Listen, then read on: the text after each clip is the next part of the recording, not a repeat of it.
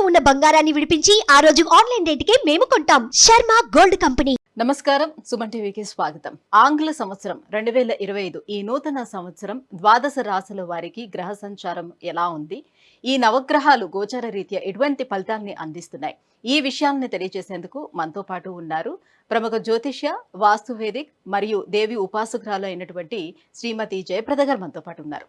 అమ్మని అడిగి మరిన్ని విషయాలు తెలుసుకుందాం. నమస్కారం. నమస్తే అమ్మ. శ్రీమాత్రే నమః.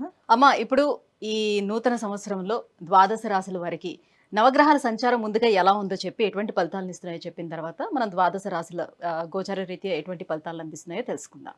తప్పకుండా. అయితే ముందు మీకు మీ చూస్తున్న ప్రేక్షకులందరికీ కూడా నూతన సంవత్సర శుభాకాంక్షలు. ఎందుకంటే మనం రాశి ఫలితాలు ఇవన్నీ చూసుకునేది ఎప్పుడు కొన్ని ఏంటంటే ఉగాది చూసుకుంటాం. సో ద్వాదశ రాశులు తెలుసుకోవాలనే ఉత్సాహం అనేది మనకి ఈ మధ్యకాలంలో ఎక్కువైంది. కానీ పూర్వం అయితే ఈ ఉగాది నుంచి మన ఫలితాలు తెలుసుకోవడం. ఎందుకంటే ఉగాది ఫలితాలు ఎప్పుడు నా దేవాలయంలో తెలుసుకుంటే అక్కడ చదువుకునే ఒక మంచి వేదం చదువుకునే వాళ్ళు, వేద బ్రాహ్మలు వీళ్ళతో చెప్పించేవాళ్ళు ఉగాది పంచాంగ శ్రవణం. ఎందుకంటే వాళ్ళ వాక్కుతో ఒకవేళ మిశ్రమ ఫలితాలు ఉన్నప్పటికీ కూడా ఏం కాదు, బాగుంటుంది, బ్రహ్మాండంగా ఉంటుంది అని అంటే వాళ్ళు చేసే తపస్సు వల్ల, వాళ్ళు చెప్పే మాట వల్ల అది నిజంగానే బ్రహ్మాండంగా ఉండేది. ఈ నమ్మకం అనేది అందరికీ పూర్వం ఉండేది. ఇప్పుడు అందరూ మనం ఇలా చూసుకుంటున్నాం, డిజిటల్లో వచ్చేసాం కనుక రాశి ఫలాలు తెలుసుకుంటున్నాం, ఇలా ఎప్పుడు పడితే అప్పుడు తెలుసుకుంటున్నాం. అయితే ఏంటంటే ఈ మిశ్రమ ఫలితాలు, మంచి ఫలితాలు ఎవరికి బాగున్నా ఎవరికి బాగోపోయినా మనం అందరం ఏంటంటే భగవంతుడి సేవ, భగవంతుడి మీద నమ్మకము, చేసే పనిలో చిత్తశుద్ధి ఉంటే అన్నీ ఆయన కాపాడుతుంటారు. అయితే ఈ ద్వాదశాలు తెలుసుకోవడం అనేది ఏంటంటే ఒక అడ్వాన్స్డ్ సైన్స్ అనమాట. జ్యోతిష్యం అనేది, జ్యోతిష్యం అంటే ఏంటి, జ్యోతి అనేది వెలుగు. మనం వెళ్ళే దారిలో ఏవేవి ముళ్ళు ఉన్నాయి, ఏవేవి ముళ్ళు లేకుండా ఉన్నాయి, బాగుంది బాగాలేదు తెలుసుకోవడానికి మాత్రమే జ్యోతిష్యం. అందుకని మనం ఈ జ్యోతిష్యాన్ని చూసుకోవడం అనేది తెలుస్తుంది. అయితే ఇవి వర్ష ఫలితాలు అంటాం. అంటే వర్ష ఫలితాలు అంటే శని భగవానుడు, గురువు, రాహు, కేతు వీళ్ళందరూ సంవత్సరంన్నరకి అలా మారుతారు. గురువు సంవత్సరం మారితే రాహు కేతులు 18 నెలలకి మారుతారు. శని భగవానుడు 2.5 సంవత్సరాలు మారుతారు. సో ఈ రాశులు మారడం అనేది ప్రతి సంవత్సరం ఏంటంటే గురువు ప్రతి సంవత్సరం మారుతారు. అయితే అప్పుడప్పుడు గురువుతో పాటు రాహు, అప్పుడప్పుడు శని భగవాన్ మారుతూ ఉంటారు. అయితే ఈ సంవత్సరం ఏంటి, 3 గ్రహాలు ఒకేసారి మారుతున్నాయి. ఎందుకంటే నెలల గ్యాప్లో, రోజుల గ్యాప్లో మారుతున్నాయి.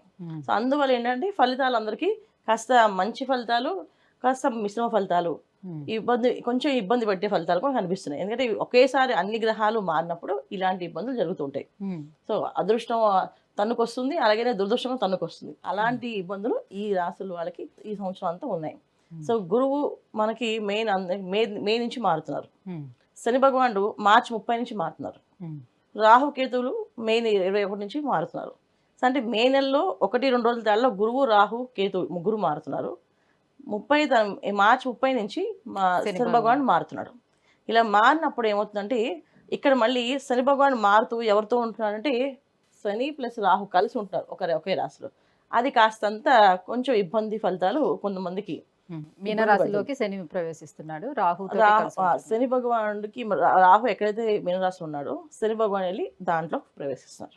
మేము అంటే మార్చి 30 నుంచి అంటే ఒక నెల రోజుల పాటు శని రాహులు కలిసి ఉంటున్నారు. అదొక కొంచెం గోచారంలో కాస్తంత ఇబ్బంది. తర్వాత రాహు మారుతాడు, మళ్ళీ కుంభంలోకి వెళ్తాడు. ఒక నెల రోజులే, మే రోజు రాహు మారుతున్నాడు, మార్చిలో శని భగవాన్ మారుతున్నాడు. ఈ మార్చి 30 అంటే ఏంటి, ఇక్కడ మనకి 3 నెలల రోజులు, ఏప్రిల్ నుంచి మళ్ళీ మే, అంత పెద్దగా ఉండదు. కాకపోతే ఆ ఉన్న 2 పాపగ్రహాలు ఒకే స్థానంలో ఉండడం వల్ల కాస్తంత ఒక ఊపు ఊపితే అందరినీ కాస్త ఇబ్బంది పడతాయి. కొంతమందిని కష్టపడితే కొంతమందిని మంచి రంగంలోకి లాక్కొని వెళ్తాయి. ఇలాంటి సిచ్యువేషన్ జరుగుతుంటే వాళ్ళ జాతకంలో వాళ్ళ జాతక చక్రంలో దశ అంతర్దశలు యోగిస్తున్నాయి.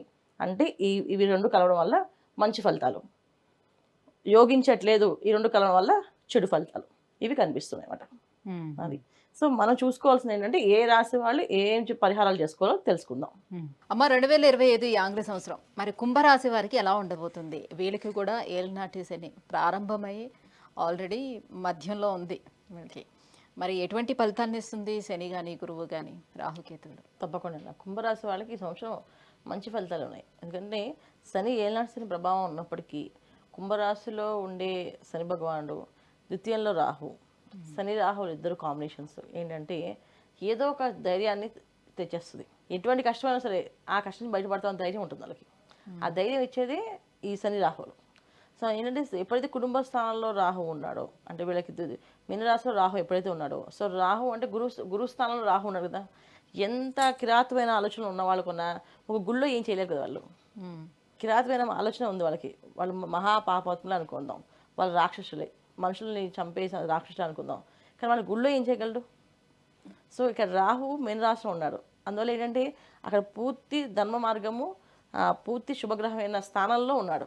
అందువల్ల ఏంటంటే ఏ మహా అయితే ఏం చేయగలడు అంటే ఒక ధైర్యాన్ని ఇవ్వగలడు, అంతకుమించి ఏం చేయలేడు ఆయన. సో అందువల్ల ఏంటంటే కుంభరాశి వాళ్ళకి అది రాహు ఎప్పుడైతే మీనరాశిలో వచ్చాడో అప్పటి నుంచి వాళ్ళకి ధైర్యం, ఏదైనా చేసి మేము సాధిస్తాంలే అనే ఒక ధైర్యం వాళ్ళకి ఉంది కుంభరాశి వాళ్ళకి. అది బ్రహ్మాండంగా అది కనిపిస్తుంది. శని రాహులు ఇద్దరు కూడా అవే ఫలితాలు వీళ్ళకి ఇస్తున్నారు. శని భగవాన్ కూడా ఏంటంటే రాశిలో ఉన్నప్పుడు ఏమవుతుంది అంటే కాస్త ఆలస్యం ఆటంకాలని ఇస్తాడు, తర్వాత హుందాతనాన్ని ఇస్తాడు, ఎదుటి వాళ్ళని ఎటువంటి వాళ్ళలో గుర్తించే తత్వాన్ని గమనిస్తాడు ఆయన. మంచి ఫలితాలు వేరే ఇవ్వకపోయినా వాళ్ళకంటూ ఆలోచన విధానాన్ని మార్పు, వాళ్ళు ఎదుటి వాళ్ళు ఎటువంటి వాళ్ళు తెలుసుకునే మార్పు, ఇవన్నీ కూడా శని భగవాన్ రాశిలో ఉన్న వాళ్ళకి ఇస్తాడు. సో కుంభరాశికి అధిపతి శని భగవానే కదా, శని రాహులు ఇద్దరు కూడా ఈ కాంబినేషన్లో వీళ్ళకి బ్రహ్మాండంగా బాగుంది. మరి మారిన తర్వాత ఎట్లా ఉంటుంది గ్రహాలు? మారిన తర్వాత కాస్తంత ఇబ్బంది ఉంటుంది. ఎటువంటి ఇబ్బందులు ఉంటాయి అంటే మాట్లాడేటప్పుడు ఇప్పుడు ధైర్యం కాస్త ధైర్యం లోపిస్తుంది. కానీ గురువు పంచమ స్థానంలో గురువు ఏంటంటే శుభ ఫలితాలు ఇస్తాడు. పంచమ స్థానంలో గురువు ఎప్పుడు కూడా ఏంటంటే మనకి అనుకూలంగా ఇంట్లో వాళ్ళు ఉండడం కానీ, తర్వాత మన వ్యాపార రంగంలో కానీ, ఉద్యోగ రంగంలో కానీ, అంటే తోటి ఉద్యోగస్తుల్లో కానీ మంచి ఫలితాలు ఇస్తాడు. ఏంటంటే వాళ్ళతో ఎటువంటి గొడవలు లేకుండా, ఎటువంటి చికాకులు లేకుండా మనకి సాయం చేసే విధంగా మేము మీకు ఉన్నాం అని చెప్పే ధైర్యం ఇవ్వడానికి తప్ప అంత మంచి ఫలితాలు కాదు. ఇక్కడ శని రాహువులు ఎక్కువగా వీళ్ళ కుంభరాశి వారికి ఇచ్చే ఫలితాలు. సో వీళ్ళు శని భగవానుడు ఎప్పుడైతే మీనలో మారుతాడో అప్పటి నుంచి కాస్తంత ఇంట్లో చిన్న పాటి చికాకులు ఉంటాయి, భార్యాభర్త మధ్యలో కానీ, పిల్లలకి తల్లిదండ్రుల మధ్యలో కానీ, తర్వాత వాళ్ళు చుట్టూ వాళ్ళు నమ్ముకునే మనుషులతో కానీ, అంటే రిలేషన్స్లో కానీ, ఫ్రెండ్స్లో కానీ, క్లోజ్ ఫ్రెండ్ సర్కిల్లో కానీ కాస్తంత ఇబ్బందులు, మాట పట్టింపులు, కాస్త ఏదో ఒక మాట అంటే నచ్చకపోవడము, అది నొచ్చుకోవడము, బాధపడము అది జరుగుతుంటుంది. ఇక రాహు ఎప్పుడైతే రాశిలో ఉంటాడో ఏదైనా అనిపిస్తే టపిమని అనిపించేస్తాడు. అనిపించడం వల్ల అవతలి వాళ్ళు చాలాసేపు బాధపడతారు. అలాంటి హానిలు జరుగుతుంటాయి ఈ కుంభరాశి వాళ్ళకి, తప్ప మిగతా అన్నీ కూడా బాగుంటాయి. సో కుంభరాశి వాళ్ళు చూసుకుంటే జనవరి నుంచి మే వరకు శని రాహుల బలం ఉంటుంది, మే నుంచి గురు బలం ఉంటుంది వీళ్ళకి. అంటే ఏంటి, రెండు గ్రహాలు బలంగా ఉన్నప్పుడు ఈ రాశి వాళ్ళకి బాగుందని అర్థం, బ్రహ్మాండంగా ఉందని అర్థం.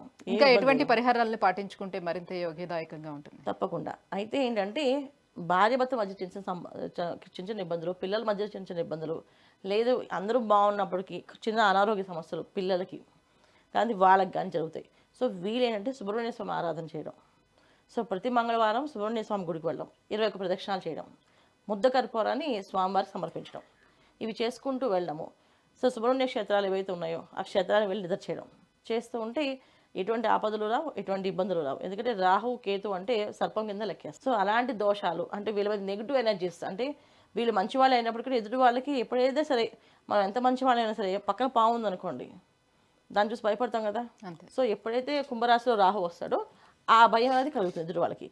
అలాంటి భయాలు కలగకుండా ఎప్పుడులాగే మనం బాగుండడానికి, సాఫీగా వెళ్ళడానికి చక్కగా ఈ ఆరాధన చేసుకోవడం, సుబ్రహ్మణ్య స్వామి గుడికి వెళ్ళడం బ్రహ్మాండంగా బాగుంటుంది. అమ్మ, కుంభరాశి వారికి 2025 ఆంగ్ల సంవత్సరం ఎలా ఉండబోతుందన్న అంశాలను తెలియజేసినందుకు ధన్యవాదాలు. నమస్తే మా శ్రీమాత్రే నమః.